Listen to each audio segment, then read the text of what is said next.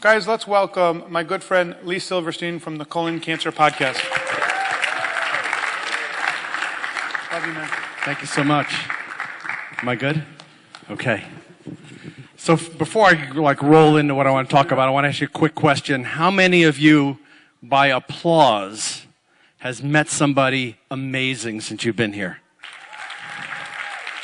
Awesome. Awesome. Boy, life is good. Life is good. The guy with cancer is up here telling you life is good. Now come on, I see it on your face. Our favorite line, you don't look like you have cancer. Well, that's true, but neither do all these friends of mine that you're going to see here. All the friends that I had a chance to talk to and meet at the recent colon cancer conference in Arizona back in November. But we're all a part of that club. And you know, if a guy who's been dealing with cancer since he was 5 years old can have a successful podcast, so can all of you. You need one thing. One thing is the key to your success. Folks, it's a purpose. It's a purpose.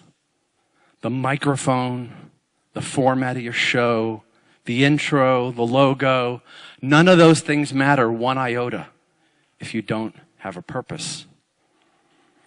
Ask anybody who's been through the cancer journey and they're going to tell you that it changes them, obviously physically, but not just physically, but emotionally and psychologically.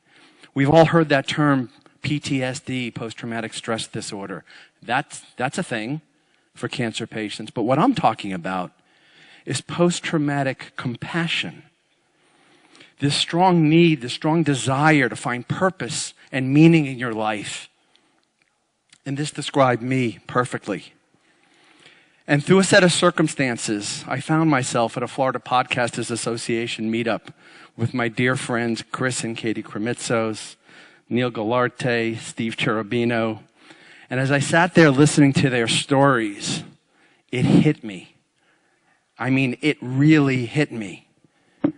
What if I were to start a podcast where I shared the stories of patients like myself, survivors, caregivers, medical professionals, as a way to provide information, inspiration, and most importantly, hope.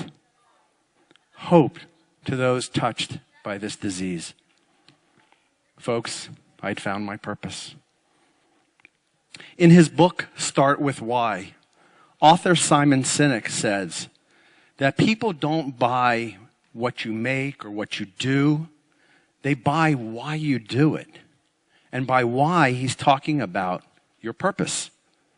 And I say as podcasters, people aren't listening so much to what you say, but they're listening to why you say it. Your purpose. Here's my purpose. My friends and my family and all of the people that I've had on my show since I launched it 2 years ago yesterday. This is Nate. I met Nate, like many of you do, through Facebook and through Skype. I had him on my show, and his enthusiasm and his energy were incredible. And 3 months ago, I had the opportunity to visit and attend the Colon Cancer Annual Conference in Arizona this past November. And one of the things that I was most looking forward to was meeting these people that I've only known and interviewed through my headphones, through my microphone, right? And when I found Nate, we gave each other the biggest hug, and it was the biggest smile. A hug that I'll never forget. Because sadly, 2 weeks later, the Monday after Thanksgiving, Nate passed away. This is Sue. Episode 3, 2015. And for those of you who haven't started a podcast and you're waiting to get the right equipment and the sound's got to get right and I got to get this all figured out and get it all perfect, well, listen to this. There was some question about a lymph node that was near my aorta lit up. Clearly, that's not going to win any Grammy Awards for audio engineering. But Sue's message resonated so well with my audience. And that episode from 2015 still ranks in my top 25% of downloaded episodes. And her message resonated so well that I brought her back last year for another interview.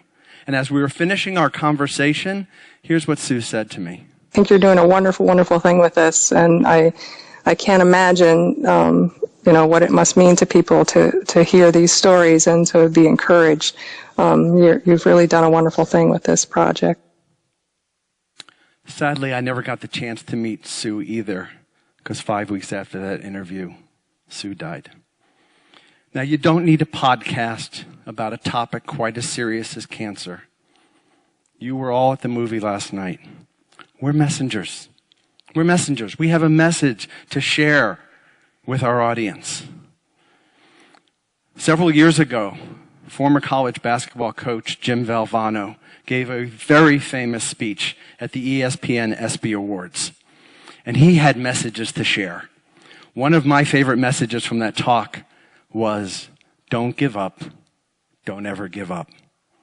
But he also talked about what goes into a great day. And in my opinion, a great podcast. And what Jim said was, there are 3 things that you should do every day. Number 1 is laugh.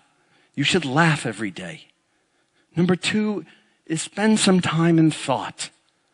And number 3 is have your emotions move you to tears. And if you laugh and you think and you cry, that's a heck of a day. And folks, if you have a podcast where you can get people to laugh, to think, or even cry, you've got a heck of a podcast. Now, I know it sounds so simple. Find your purpose, find your why, and success is going to throw itself at your feet. Well, that's just the first part. Keeping that laser-like focus on your purpose, that's hard. I struggle with it. We start looking for that magic elixir, that silver bullet that's going to propel us to podcast stardom. What if I got a celebrity on my show? A celebrity who had colon cancer. It's kind of messed up. Well, as fate would have it, I was introduced to a guy by the name of Tom Zuba. Tom is an author and a well-known expert on grief. And Tom had been a guest on Oprah. Oprah. I thought I'd hit podcast gold. And you know what? He was an amazing guest. He inspired me. He inspired my audience. He got us to think. And he moved us to tears. But what's interesting is that episode didn't get any more downloads than my conversation with Nate or my last conversation with Sue. No more, no less. People don't listen to what you say so much as they listen to why you say it. And we've heard many people this week and talk about the lonely life of a podcaster. And when you're lonely, things can go south a little bit, and you start second-guessing yourself. Am I talking too much? Am I talking too little? Maybe I should spend the money on that high LP40 microphone. Maybe my audience would listen more if I change my intro music. How do I know what they like? Here's how you know. You ask them. You ask them. I put 3 questions up in my Facebook group. Here's what I asked them. What am I not doing that you want me to start doing? What am I doing that you want me to stop doing? And what do you love that you want me to continue to do? Start, stop, continue. Very simple. And overwhelmingly, they told me, we love the show the way it is. Leave it alone. When you have a laser-like focus on your purpose, amazing things can come your way, like sponsorships. When I first conceived of the idea for my show about 2.5 years ago, I reached out to the largest nonprofit colon cancer organization in the U.S., the Colon Cancer Alliance, and I asked them for their support and backing to help support my show. Initially, they turned me down.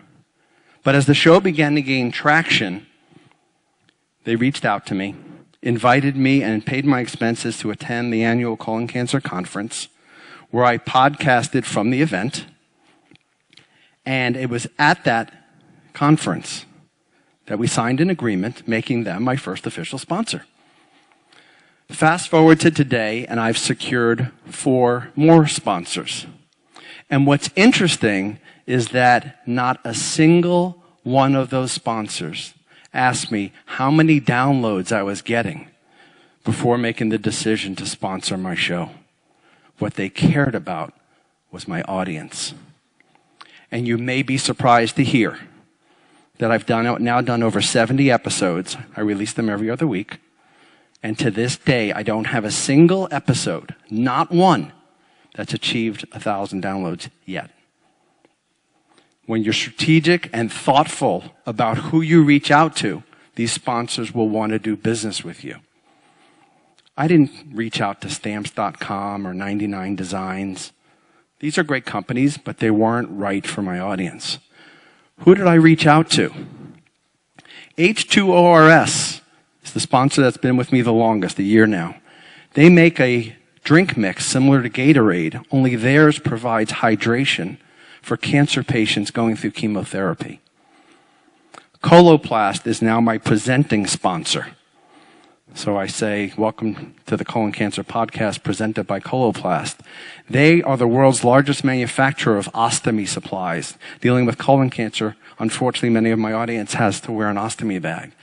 They provide products that my customers need.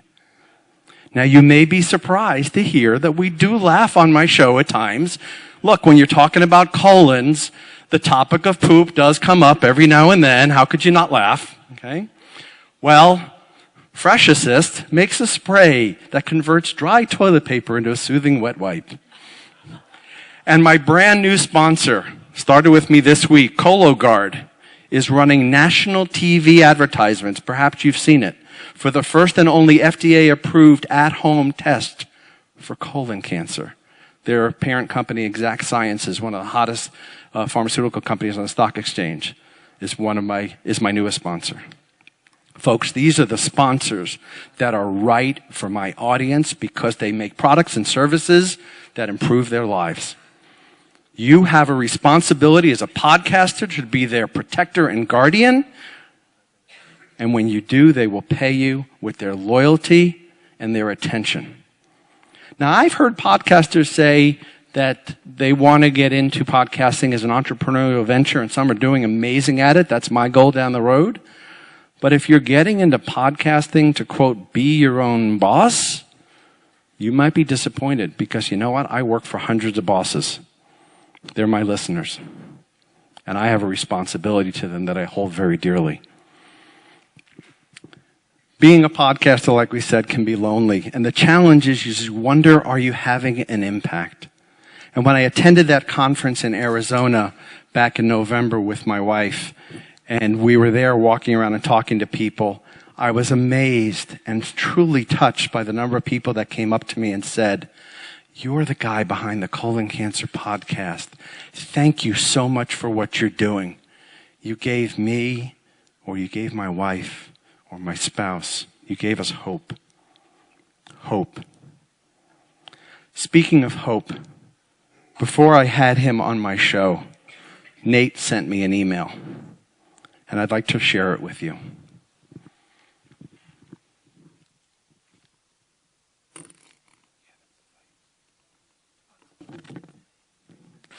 He wrote to me and he said, "While I lay there after my first infusion of this very strong chemo medicine, sad, depressed, scared, I began searching for hope.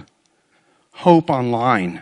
And I came across something I'd never tried before, a podcast. A podcast called the Colon Cancer Podcast. So I listened to my first ever, and hope really was activated inside. Stories of hope, exactly what I needed to hear. And around this time, I was also learning about the benefits of exercise, how it can possibly slow recurrence. I felt I needed to get up and move all of a sudden. Maybe this was my ticket. When my second chemo infusion came, and the pump came off, I loaded up some colon cancer podcasts and began my new favorite hobby, walking. I walked slow, very slow at first. And I sent a message on Facebook to the guy running it to say thanks. up. We're trying to get my email. His name is Lee, and he helped save my life. And I'll always love him for that. Lee, I love you, man. You helped save me, and I will never forget. I hope to do like you and inspire others to help keep them alive, and in turn, they will do the same. Thank you for all you've done.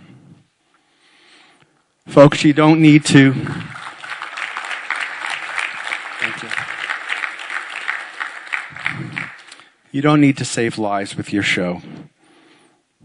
You heard what Jimmy V said. Can you make them laugh? Can you make them think? Perhaps move them to tears. Laugh, think, cry. Find your purpose. I ask you, what's your purpose? Thank you. Great job, Lee.